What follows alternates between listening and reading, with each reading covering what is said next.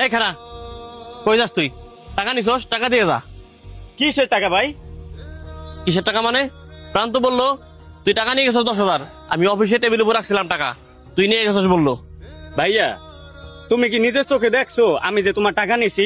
তুমি প্রান্তর কথা কেন বিশ্বাস করতেছো? হেই, স্বাস্থ্য পাইছিস তাতে কি? অন্যায় করছস, টাকা নিছস, তুই টাকা দিবি। অন্যায় করছস, তুই টাকা দিবি। অন্যায়ের কাছে আপনার পণ নাই। ভাই মানি অন্যায়ের কাছে আপনার পণ নাই, কিন্তু আজকে যদি নোবেল অন্যায় করে থাকে সেটা একমাত্র আপনার কারণে ভাই। আপনার 3টা দোকানের মালিক, আবার আপনি ইউরোপে থাকেন, আপনি অনেক টাকা পয়সা কামান, কিন্তু ভাই ওই আপনার আপন চাস্তো ভাই, আর সে জায়গায় ওই আপনার দোকানে সাধারণ একজন কর্মচারী। ওই অন্যায় করব না কে করব? আর ওর অন্যায়ের পিছে আপনারাই শুধু দায়ী। শুনেন ভাই, আরেকটা কথা, আপনার যে আপন চাচা আপনার বাপের বয়সী, সে এই বয়সে আইসা বাঙালি বিক্রি করে আপনার মতন একটা বাইস্তা থাকতে। আপনার মতন একটা বাইস্তা তার থাকার থেকে না থাকাই ভালো।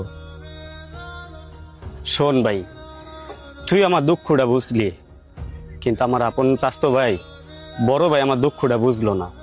সে কিভাবে আমার বাহিরে নিয়ে যাইব যদি ভাইয়ের উপর দিয়ে আমরা উঠা যাই?